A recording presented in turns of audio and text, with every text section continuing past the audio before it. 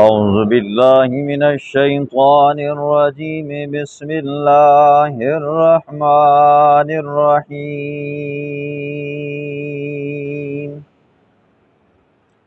حاميم والكتاب المبين إنا أنزلناه في ليلة مباركة إنا كنا منذرين فيها يفرق كل أمر حكيم صدق اللہ العظیم۔ اس سورت کا نام سورت دخان ہے۔ دخان عربی میں دھوئیں کو کہتے ہیں۔ اس آیت کی مناسبت سے اس کا نام سورت دخان رکھا گیا ہے۔ فارتقب یوم تأتی السماء بدخان مبین۔ اس سورت کا پچھلی سورت زخرف کے ساتھ ربط یہ۔ سورت زخرف کے اندر آپ نے سنا مشرکین کا ایک شبہ تھا کہ ہم اپنے معبودوں کی عبادت اس لیے کرتے ہیں، انہیں مشکلات میں ہم اس لیے پکارتے ہیں کہ وہ خدا کی بارگاہ میں ہمارے سفارشی ہیں، خدا سے ہمارے کام کروا لیتے ہیں، اللہ کے لاڈلے ہیں تو ہمارے کام بن جاتے ہیں۔ تو اس کا جواب کل آپ نے سنا، فرمایا وَلَا يَمْلِكُ الَّذِينَ يَدْعُونَ مِن دُونِهِ الشَّفَاعَةَ إِلَّا مَنْ شَهِدَ بِالْحَقِّ وَهُمْ يَعْلَمُونَ۔ اللہ کے ہاں کوئی زبردستی سفارش کرنے والا نہیں۔ اللہ کے ہاں اسی کو اجازت ملے گی جس نے دنیا کے اندر حق بات کو مانا، حق کو تسلیم کیا، میرے پیغمبر کی اطاعت کی۔ قیامت والے دن صرف اس کو سفارش کا حق دیا جائے گا، زبردستی اللہ کے ہاں کوئی سفارش نہیں کر سکتا۔ اب سورت دخان کے اندر ایک اور شبے کا جواب دیا گیا ہے۔ شبہ یہ ہے کہ چلو ہم نے مان لیا ہمارے معبود اللہ کے نائب نہیں ہیں، یا ہماری زبردستی سفارش نہیں کروا سکتے، لیکن وہ ہماری دعائیں تو سنتے ہیں نہیں، ہماری پکاریں، ہماری حاجتیں، ہماری آواز تو وہ سنتے ہیں اور ہمارے حالات کو وہ جانتے ہیں۔ اس لیے اگر وہ ہماری پکاریں سن کر اگر اللہ کی دربار میں ہماری سفارش کر ڈالیں تو اب آگے اللہ کی مرضی ہے، وہ اللہ ان کی بات مانے نہ مانے، قبول کرے یا نہ کرے، اس میں کون سی گناہ والی بات ہے؟ ٹھیک ہے، تو اس کا جواب دیا انہ هو السمیع العلیم، اللہ وہ ذات ہے جو تمہارے حالات کو، تمہاری زبانوں کو، تمہاری مشکلوں کو سنتا بھی ہے، العلیم تمہارے حالات کو جانتا بھی ہے۔ جی تمہاری مشکلوں کو سننے والا بھی کون ہے؟ اللہ ہے۔ تمہارے حالات کا جاننے والا بھی کون ہے؟ جی اللہ ہے۔ اللہ کے سوا نہ کوئی پیغمبر آپ کی حالات کو سنتا ہے نہ جانتا ہے، نہ کوئی نبی جانتا ہے، نہ کوئی ولی جانتا ہے، نہ کوئی بزرگ جانتا ہے۔ زندے نہیں سنتے جی، مردے کدھر سنتے ہیں جی؟ زندے ہمارے حالات نہیں جانتے تو مردہ کدھر لا جانتے ہیں؟ ہم لوگوں کی مت بھی اتنی ماری ہوئی ہے، جب ہمیں پتہ بھی ہے دیوار کے پیچھے باہر بندہ بیٹھا، دکان والے بندے ہماری بات نہیں سنتے، وہ ہماری حالت نہیں جانتے اس وقت ہم کیا کر رہے ہیں جی، ٹھیک ہے۔ پھر جب بندہ مر جاتا ہے تو کہتے ہیں نہیں جی ہون تو سنتا بھی ہے جی، ٹھیک ہے، ہون کیا کرتا ہے جی؟ جانتا بھی ہے جی۔ تختے کے اوپر جب لٹایا ہوتا ہے اس کو اتنی ہمت نہیں ہوتی کہ صابن لے کر اپنے جسم کو دھو ڈالے جی، وہ بھی ہم دھوتے ہیں جی، ٹھیک ہے۔ زندے اس کو دھوتے ہیں، پھر اس کو کفناتے ہیں، پھر اس کے بعد اس کو چرپائی کے اوپر رکھ کر جنازہ پڑھا جاتا ہے، پھر اس کے بعد اس کو قبر میں رکھا جاتا ہے، پھر تختے لگائے جاتے ہیں۔ پہلے نہیں سنتا تھا، اب جب تختے پڑ جاتے ہیں، 2 ٹن اوپر مٹی آ جاتی ہے تو کہتے ہیں اب کیا کرتا ہے جی؟ سن۔ خلاصے کے اندر ابتدا میں تمہید ہے جی، پھر اس کے بعد سورت کا دعویٰ ہے، اس کے بعد تخفیفات دنیاوی بھی ہے، اخروی بھی ہے، بشارت اخروی بھی ہے، اور ایک دلیل عقلی بھی ہے جی، ٹھیک۔ بسم اللہ الرحمن الرحیم، حامیم، حروف مقطعات، والکتاب المبین، قسم کتاب کی، المبین جو کھول کر بیان کرنے والی ہے جی۔ قرآن کے اندر اللہ رب العزت نے توحید کے مسئلے کو کھول کر بیان فرمایا، شرک کو اللہ رب العزت نے کھلم کھلا 2 دنے 4 کی طرح رد فرمایا جی۔ اللہ نے احکامات بیان فرمائے، معاشرت کے مسائل بیان فرمائے، اللہ نے میراث کے مسائل بیان فرمائے، اللہ نے طلاق کے مسائل بیان فرمائے جی، کھول کھول کر بیان فرمائے۔ انا انزلناہ، بے شک ہم نے نازل کیا ہے اس قرآن مجید کو، فی لیلۃ، ایک ایسی رات کے اندر، مبارکۃ، جو برکتوں والی ہے جی۔ لیلہ مبارکہ کی تفسیر کے اندر جمہور مفسرین فرماتے ہیں لیلہ مبارکہ سے مراد لیلۃ القدر کی رات ہے۔ وہ فرماتے ہیں قرآن دوسری جگہ پہ اس کی تفسیر خود کرتا ہے، انا انزلناہ فی لیلۃ القدر، ہم نے اس قرآن کو لیلۃ القدر میں نازل فرمایا۔ کون سا مہینہ تھا؟ تو اللہ کا قرآن یہ کہتا ہے شہر رمضان الذی انزل فیہ القرآن، وہ رمضان کا مہینہ تھا جس کے اندر قرآن کو نازل فرمایا۔ بعض مفسرین فرماتے ہیں لیلہ مبارکہ سے مراد شعبان کی 15ویں رات ہے جی، جس کو شب برات کہا جاتا ہے جی، ٹھیک ہے۔ لیکن چونکہ جمہور کے پاس واضح دلائل ہیں تو اس رات سے مراد کون سی رات ہے جی؟ لیلۃ القدر مراد ہے جی، ٹھیک ہے۔ آسمان دنیا پر قرآن کو اتارا گیا جی، لوح محفوظ سے آسمان دنیا پر، جس کو بیت العزت یا بیت العظمت کا نام دیا جاتا ہے، ایک بارگی اللہ نے اتارا جی۔ پھر وہاں سے آسمان دنیا سے حضور صلی اللہ علیہ وسلم کے قلب اطہر کے اوپر 23 سال کے عرصے کے اندر تھوڑا تھوڑا کر کے اترتا رہا، اس طرح قرآن مجید پورا ہوا۔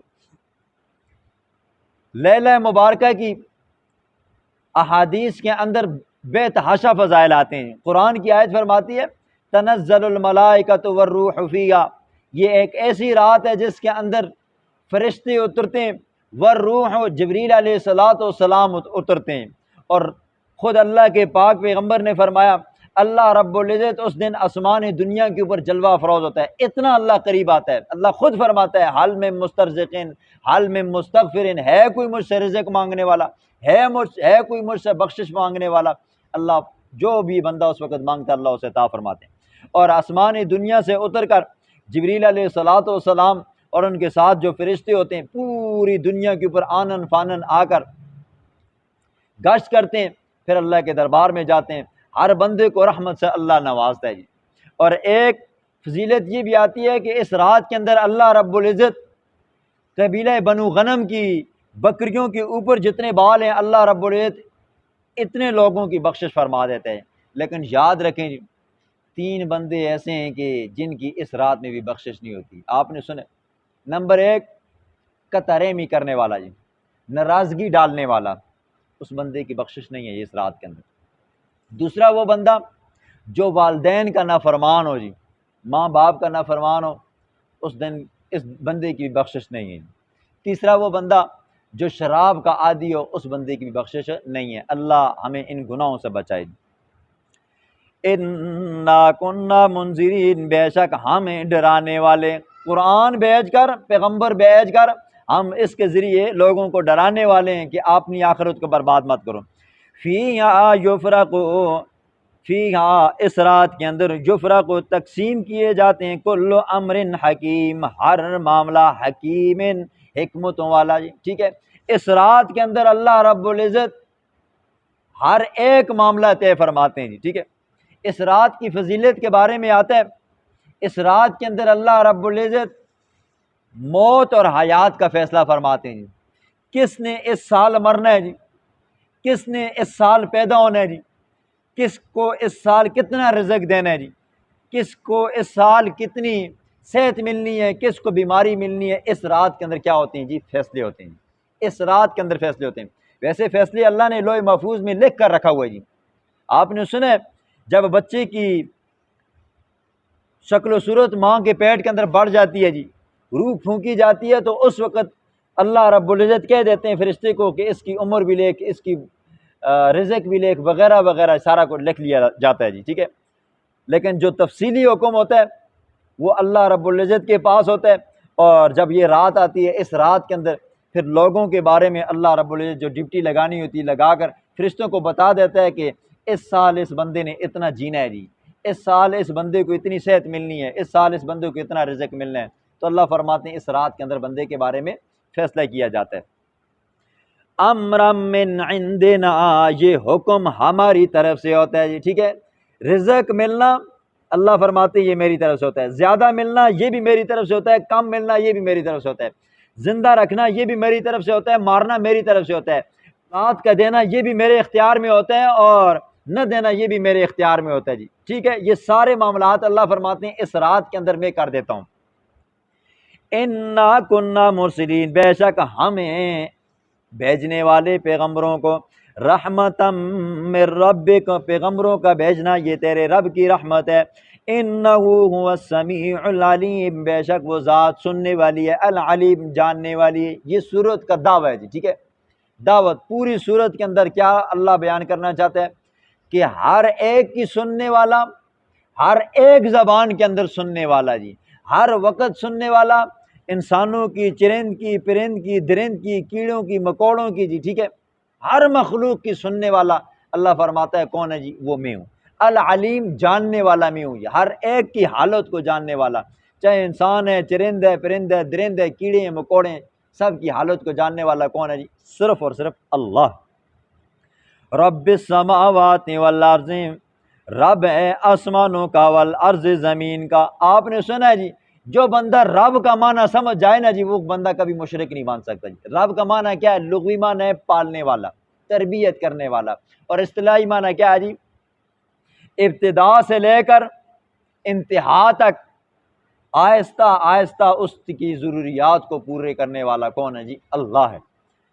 وما بینہما، آسمانوں کا رب اللہ ہے، زمین کا رب اللہ ہے، وما بینہما، جو کچھ ان کے درمیان ہے ان کا بھی رب اللہ ہے۔ ان کنتم موقین، اگر ہو تم یقین کرنے والے، لا الہ الا ہو، نہیں ہے کوئی الہ الا ہو مگر وہ اللہ، لا الہ نہیں ہے کوئی مشکل کشا الا ہو مگر وہی اللہ، لا الہ نہیں ہے کوئی بیٹے بیٹیاں دینے والا الا ہو مگر وہ اللہ، لا الہ نہیں ہے کوئی بیڑے پار کرنے والا الا ہو مگر وہ اللہ، یحیی و یمیت، زندہ کرنے والا، و یمیت اور مارنے والا، ربکم جو تمہارا بھی رب ہے، و رب آبائکم الاولین، تمہارے آبا و اجداد کا جو پہلے گزر چکے ہیں ان کا بھی رب ہے، میرا بھی رب اللہ ہے، تمہارا بھی رب اللہ ہے، بل ہم فی شک یلعبون، بلکہ وہ شک میں یلعبون کھیل رہے ہیں، ٹھیک ہے، آخرت کی کوئی فکر نہیں ہے۔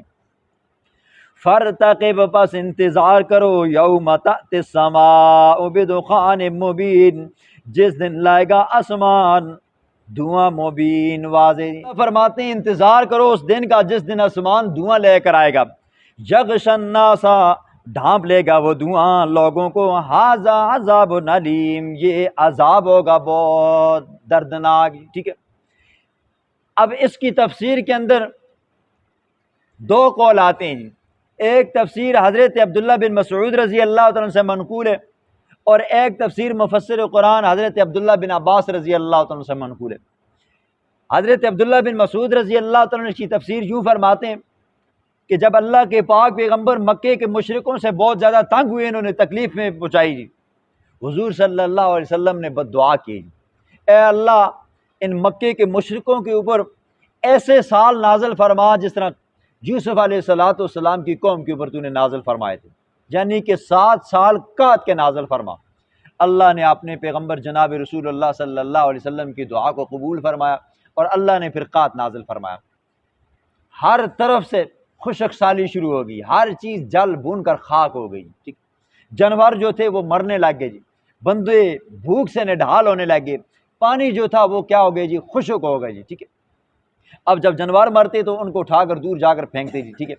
اب جب کھانے کے لیے سب کچھ ختم ہو گیا تو پھر مردار کھایا کرتے تھے، جب مردار بھی کھاتے کھاتے ختم ہو گئے، پھر ان کی ہڈیاں رہ گئیں، ان ہڈیوں کو بھی پیس پیس کر کیا کرتے تھے جی؟ کھاتے تھے۔ جب وہ بھی ختم ہو گئے، جو ان کے چمڑے مرداروں کے پڑے ہوئے تھے وہ گلتے نہیں، تو ان کو بھی کھایا کرتے تھے۔ اتنے تنگ ہوئے، لاچار ہوئے، بے بس ہوئے جی، ٹھیک ہے۔ جب بالکل بھوک سے نڈھال ہوئے نا، تو جب بندے کو بہت زیادہ بھوک لگی ہو نا جی، آنکھیں کھولے نا جی، تو آنکھوں کے آگے کیا ہو جاتا ہے جی؟ دھندلا پن آ جاتا ہے جی، ٹھیک ہے، چیز صاف نظر نہیں آتے، اٹھتے تو دھواں آتا تو گر جاتے جی، ٹھیک ہے، صاف نظر نہ آتا۔ تو یہ حضرت عبداللہ بن مسعود رضی اللہ عنہ فرماتے ہیں دھوئیں سے مراد یہ والا دھوئیں کہ ان کے اوپر قحط سالی نازل ہوئے، نڈھالی آ گئی تو ان کی آنکھوں کے اوپر دھواں ہی دھواں آ گیا جی۔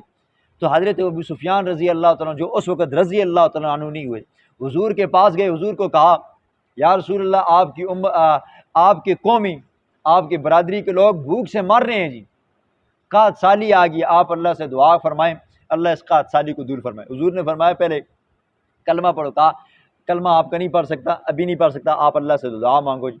حضور صلی اللہ علیہ وسلم نے دعا مانگی، اللہ نے یہ قحط سالی ختم فرما دی۔ دوسری تفسیر حضرت عبداللہ بن عباس رضی اللہ تعالیٰ سے جی، حضرت عبداللہ بن عباس رضی اللہ تعالیٰ فرماتے ہیں کہ یہ دھواں قیامت کی نشانیوں میں سے ایک نشانی ہے۔ جب دجال کا خروج ہوگا جی، امام مہدی آئیں گے، حضرت عیسیٰ علیہ السلام کا نزول ہوگا، پھر 3 خسف ہوں گے جی۔ ایک خسف مغرب میں ہوگا جی، مغرب کے اندر ایک علاقہ ایسا ہے جو زمین کے اندر دھنس جائے گا جی، اور ایک علاقہ خسفن بالمشرق، مشرق کے اندر ایک علاقہ خطہ ایسا ہے جو زمین کے اندر دھنس جائے گا، اور ایک خسف بجزیرۃ العرب، عرب کے اندر کیا ہوگا جی، زمین کا دھسنا ہوگا۔ یہ 3 خسف ہوں گے جی۔ یہ کون سا ہے جی؟ آج کل عرب والے لوگ دجال کے لیے عیاشی کا ایک اڈہ بنا رہے ہیں، ہو سکتا ہے کہ یہ وہی جگہ ہو جو دجال کا اڈہ بھی بن جائے گا اور یہ زمین کے اندر دھسے گا بھی۔ یہ 3 چیزیں ہوں گی، اور آخری چیز کہ آسمان سے ایک دھواں آئے گا جی۔ یہ دھواں عذاب کی صورت میں ہوگا جو لوگوں کو اپنی لپیٹ میں لے گا، اور یہ انتہائی دردناک قسم کا عذاب ہوگا۔ فرماتے ہیں کہ یہ دھواں آخرت میں آئے گا۔ خیر جو بھی قول ہو، پہلا قول ہو تو یہ عذاب واقع ہو چکا ہے، اور اگر دوسرا قول ہو تو یہ کیا ہے جی، قیامت کی نشانی ہے جو آخرت میں کیا ہو جائے گی، واقع ہوگی۔ ربنا اکشف عنا العذاب، اکشف دور کر دیں، عنا العذاب ہم سے عذاب کو، انا مؤمنون بے شک ہم ایمان لانے والے ہیں، ٹھیک ہے۔ اور جب بندہ پریشان ہو جاتا ہے نا جی، اس وقت کہتا ہے نا جی اے اللہ ہن ماں تو میری پریشانی دور کرتے، میں نمازاں پڑھ سا، میں انسان دا پتر بن سا۔ پہلے اگر نمازیں نہیں پڑھتا تھا، بیماری میں تھا نا جی، اے اللہ ماں ہن شفا ملی نا، میں ہن پکا نمازی ہو سا، ہن تو میں مسجد دیاں جانا بھی دے سا جی، ٹھیک ہے۔ پھر جس ٹائم ٹھیک ہو جلدا نا جی، 2-3 تہاڑی پڑھتا، اس کے بعد پھر یاشیاں مار دے جی۔ انا لہم الذکریٰ، کیوں کر ہوگا ان کے لیے نصیحت حاصل کرنا، وقد جاءہم تحقیق آ چکا ہے ان کے پاس رسول مبین واضح، ثم تولوا عنہ، پھر انہوں نے اعراض کیا اس سے، وقالو کہنے لگے معلم، یہ پیغمبر، جب اللہ نے عذاب ہٹایا تو کہنے لگے معلم، یہ سکھایا ہوا ہے، یہ خود جاتا ہے جا کر لوہار سے سیکھ کر آتا ہے جی، ٹھیک ہے، اور ہمیں سکھاتا ہے جی، ٹھیک ہے۔ آپ نے سنا ہے جو علمہ بشر، اس کو ایک بشر قرآن سکھاتا ہے۔ پھر اس کا جواب دیا، اللہ نے فرمایا لسان الذی، اس بندے کی زبان اجمی ہے، اور یہ پیغمبر کیا ہے جی، عربی ہے۔ یہ جو قرآن تمہارے سامنے پیش کرتا ہے یہ عربی ہے، تم اپنے آپ کو اگر اتنا فصیح بلیغ شمار کرتے ہو اور یہ کہتے ہو کہ یہ انسان کا بنایا ہوا کلام ہے تو پھر اس کا مقابلہ کرو۔ فرمایا نہیں کر سکتے۔ کہنے لگے معلم، یہ سکھایا ہوا ہے، وہاں سے سیکھتے ہیں اور ہمیں آ کر بتاتا ہے، کہتے ہیں میں اللہ کا پیغمبر ہوں۔ مجنون، العیاذ باللہ، کہنے لگے یہ تو دیوانہ ہے، ٹھیک ہے۔ اللہ کے پیغمبر کو دیوانہ کہا گیا جی۔ یہ دیوانہ تو با ادب لفظ ہے نا جی، اگر ان کو بھی معنی کرو تو اس کا معنی کیا بنتا ہے جی، پاگل ہے جی، ٹھیک ہے۔ ہاں، پیغمبر علیہ الصلوۃ والسلام کو دیوانہ کہا گیا جی، کذاب کہا گیا، جھوٹا کہا گیا، ساحر جادوگر کہا گیا۔ لوگوں نے پیغمبر کو معاف نہیں کیا جی، ٹھیک ہے۔ اب اگر کوئی بندہ کہے میں اللہ کی دین کی خدمت کرتا ہوں، لوگ مجھے گالیاں بھی نہ دیں، لوگ مجھے باتیں بھی نہ سنائیں، لوگ میرے پیچھے باتیں بھی نہ کریں جی، ٹھیک ہے، ایسا ہو نہیں سکتا۔ لوگوں نے پیغمبروں کو معاف نہیں کیا، آپ کس بات کی مولی ہو۔ انا کاشف العذاب، بے شک ہم دور کرنے والے ہیں عذاب کو، قلیلاً، تھوڑا سا عرصہ جی، ٹھیک ہے۔ آج ہم یہ ان سے عذاب کا سالی والا دور کریں گے لیکن بچ نہیں سکیں گے، نافرمانی کریں گے، کل پھر پکڑوں گا جی، پھر آپ سے دعا کروائیں گے یا کچھ انسان کے بچے بنیں گے تو پھر اس کے بعد جب نافرمانی کریں گے پھر پکڑوں گا جی۔ یہ دنیا میں لگا رہے گا اور آخرت میں کیا جی، پھر پکڑی پکڑے۔ انکم عائدون، بے شک تم دوبارہ کفر اور شرک کی طرف لوٹنے والے ہو جی، ٹھیک ہے۔